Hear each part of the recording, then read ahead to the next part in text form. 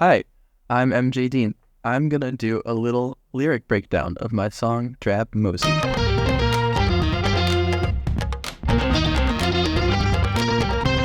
I'm someone who really thrives on being busy, so in the times when I'm not is kind of when I think I feel my worst. This song sort of came out of the melancholia of boredom and reflection on everything you've ever done wrong when you have nothing else to think about. Silent sitting on the second step, waiting for a driver that hasn't left yet. When you're out late and you're waiting for an Uber and you are like sort of on a concrete block somewhere and you're already kind of dreading the next morning. That is what I tried to capture there with like an ironic alliteration. Mosey on down to my second choice in a struggle to pathetically recapture your voice. I just thought the word mosey was funny, and I really wanted to include it in a song. I tend to, especially when a lot of my friends are also musicians, when I'm not around them, especially over the summer when I'm home, I tend to miss sort of singing with them, and conversely, just talking with them. And you were mad while we were hanging with Andrew.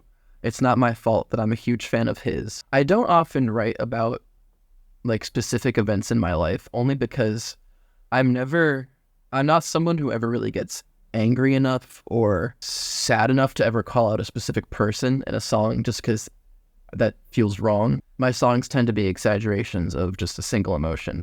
But the first line is a reference to when I was at a Hosier concert, Andrew, with a friend who was just not having it. Degenerating on a macular scale and putting off the cure because it makes me wait there. Macular degeneration, I'm talking about eyesight. My eyesight has gotten continually worse, and it's putting off going to the doctor's office because you just can't bring yourself to. It's the drabness of it all that gets me, and I'm not sure if you even want me gone.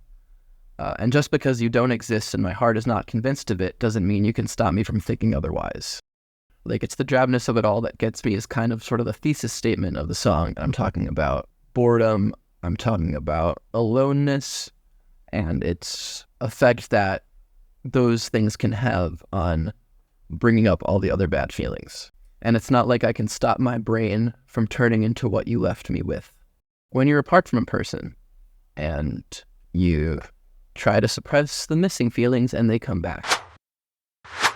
Through an impersonal connection on a dying screen, I learned you're disappointed I haven't kept my nose clean. I don't like texting.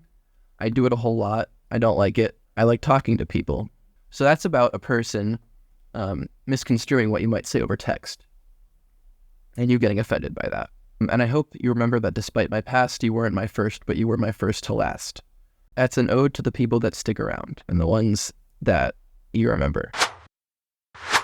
You handed me a microphone and snatched it back. I was already tired when you told me to relax. That line kind of refers to the feeling of being dragged into an argument that you feel is not necessary for the situation, and kind of feeling like you're having your feelings denied a little bit because you felt that you were kind of given this platform to speak your truth, and then once you do, it makes just the situation worse. You've never given me the time of day to confess your love was running away.